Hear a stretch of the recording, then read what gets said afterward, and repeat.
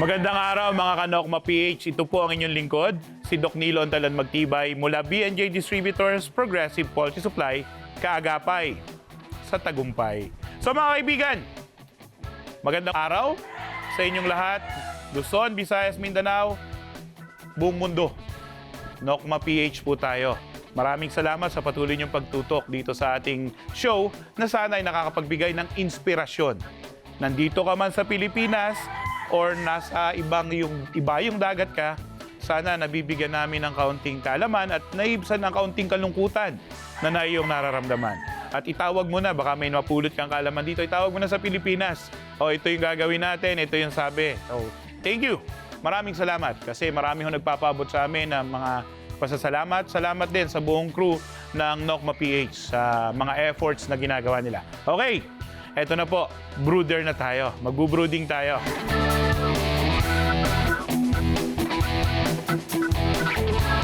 So, nagbakuna tayo ng manok natin pagkalabas natin sa hatchery.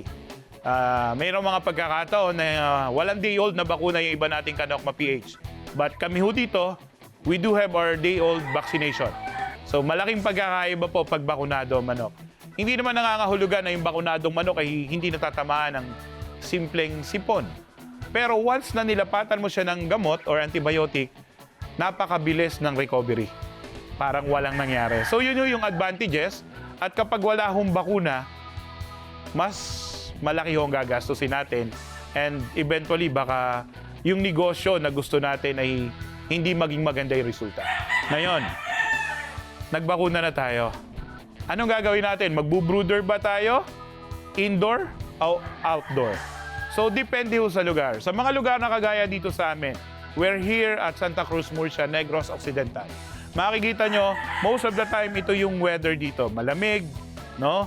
Mahangin, umaambon. So, day-old, hindi ko po pwede ilabas yung sisiw ko. Kailangan, ako po, based on my experience dito sa bundok, nagbo-brooder po ako or brooder house or brooderan. Kasi ho, hindi nila kakayanin yung lamig sa gabi. Kailangan ho mag-brooder. May heater ako dati na rice hull or uling. Pero nakita ko, teka muna, medyo magastos ng konti, no? Mahal na rin ngayon yung uling, rice hull, binibili na rin. So kung saan tayo makakatipid na efficient naman yung result, dun ho tayo mga Kanokma PH. Ngayon, nagbo-brooder ako. Nag-iilaw ako, of course, kapag ganitong madilim, iniilawan. But pagdating ho ng gabi, inilalagay po namin yan sa boxes or kinakarto namin or meron tayong lagayan talaga ng mga plastic containers ng mga sisiw natin. Day old, tumutulog na ang sisiw nang walang ilaw.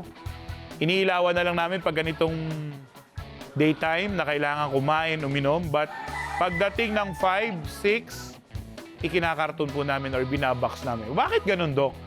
Anong advantage mga Kanokma PH, no?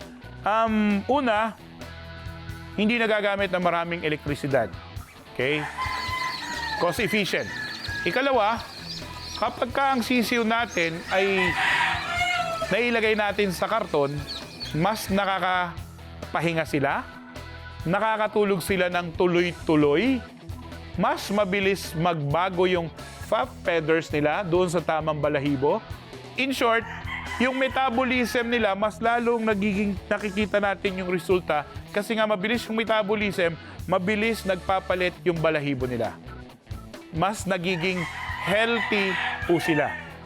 Kasi kung ilaw yan for about 10 days to 20 days or 1 month, imagine nyo yung ibang sisiw na tutulog, aapakan ng iba, iinom, kakain, magigising na lahat. So, putol-putol ang tulog nila. Kung putol-putol ang tulog, even humans, parang hindi magandang pakiramdam natin pagka puyat tayo. Sabi nila masasanay, hindi po. Ang sisiw is very sensitive. Once na nabago ang feeding, yung pagkain, yung tubig, makikita mo agad yung end result sa kanila. So, mas nakakapahinga ang sisiw pag kinakarto natin. Mas nagiging healthy. At yung mga sisiw na alam nilang ikakarton sila pagdating ng gabi, hapon pa lang kita mo kung kumain sila. Talagang kumakain sila ng marami kasi alam nila ikakarton na sila. And take note mga ka-Nokma PH, yung paglalagyan nating box before, kaya yung 50, along the way, 50, nagiging 40, 35 habang lumalaki. Hindi too crowded or overcrowding yung nilalagay natin kasi baka magka-stampede dyan. Makikita nyo, paggising nila sa umaga, paglabas niyan sa karton, wow, pap, talagang ano yan, tuwan-tuwa yan, magre-relax, iipot yan. Makikita natin, at doon pa lang sa ipot, makikita natin kapag ka semi-solid yan, na hindi basag, wow, okay yan. So, madali nating ma-identify kung healthy ba ang sisiw natin or hindi. Sa araw, pinakakawala namin yung sisiw, pero yung kulungan na yon sarado. Doon sila sa mga gilid ng bahay, dapat hindi doon mismo sa loob. Sa gabi lang sila doon. Kasi kapag kahit araw doon mo sila pinalagay, babaho yan. Tataas yung ammonia level. Magkakaroon na tayo ng problema dyan. Digestive and respiratory problem. So, importante itong mga dinidiscuss natin, mga ka-Nokma PH. This is based on our experiences, no? Alam ko, yung iba dito, ganun din ginagawa. But majority, siguro, yung mga kaibigan natin, ang mga beginners, or naghahanap ng solusyon doon sa mga sisiw nila na 2 months na nakailaw pa, siguro this is one way, ikarto natin yung manok natin, mas lalong gumaganda yung kanilang pagtunaw, digestion, yung katawan nila. At yung feeds na gagamitin nyo, mga ka-Nokma PH, no? Importante fresh. So kung hindi maganda yung patuka natin, hindi din magiging maganda yung ipot nila, definitely babagsak yan. And lagi kong sinasabi, kapag nagbo-brooder tayo or nasa range ka, especially kung ibababa mo yung sisiw mo, to avoid those, yung pagbagsak ng feather nila, panunuyo ng pakpak, pagtuyo ng paa, lumulubog yung mukha, ito yun, Clusin 3P powder. Lalo na kapag makakatuka na sila sa baba ng mga bagay-bagay na pwedeng magdulot ng bacteria or ibang microorganism na harmful sa digestive tract nila. Ito yan. Clusin 3P. Available po ito buong Pilipinas, Luzon, Visayas, Mindanao. May 4 grams, may 20 grams. Umipot ng puti. Once na ang ipot na manok, basa, diarrhea na yan. Okay? E. coli, puti, berde, na basa, baka may papasok na rin yung ating tinatawag na cholera. No? Fowl typhoid, yung puti na nangingaligkig na yung manok natin. Ito yan. Siyempre, walang ganang kumain yung manok natin. No? Dok, bakit gano'n? Ang ganda naman ng ba't nagkakabulati yung sisiw namin? Anong magandang gawin? Ito po, Pacquiao. May Pacquiao tablet tayo, of course. This is for 3 months and above. But, powder, no? Granules. Inihahalo po ito sa patuka ng mga sisiw natin. As early as 14 days to 21 days, mag-deworm na tayo. Kaya minsan nagkakasipon mga ka-Nokma PH ang mga sisiw natin, it is because of those worms like the pinworm, the hookworm, and the hairworm na nagtitrigger ng bulate, nagtitrigger magkaroon ng sipon. Ito po yun. Inihahalo po ito sa patuka ng sisiw as early as 14 days or 21 days. 2 days ipapakain, ihahalo. Isang sachet sa kalahating kilong patuka. Very effective. Kaya minsan, makikita yung mga sisiw mo, babata pa, pula na yung palong, pula na yung lambe, tapos yung mukha nila, ang ganda ng balahibo. Very healthy.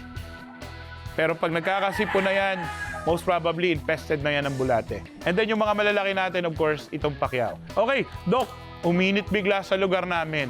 Ito yung napakaganda. Multivitamins, electrolytes, and probiotics. Energy 1.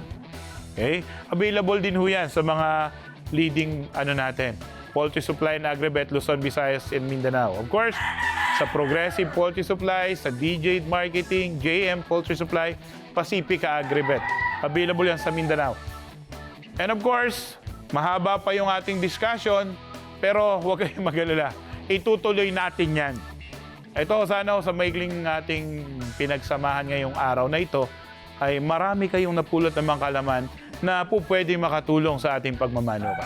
Muli po, ito ang inyong lingkod mula sa Nokma PH, si Doc Nilon Talan Magtibay, mula B&J Distributors, Progressive Poultry Supply, kaagapay sa tagumpay.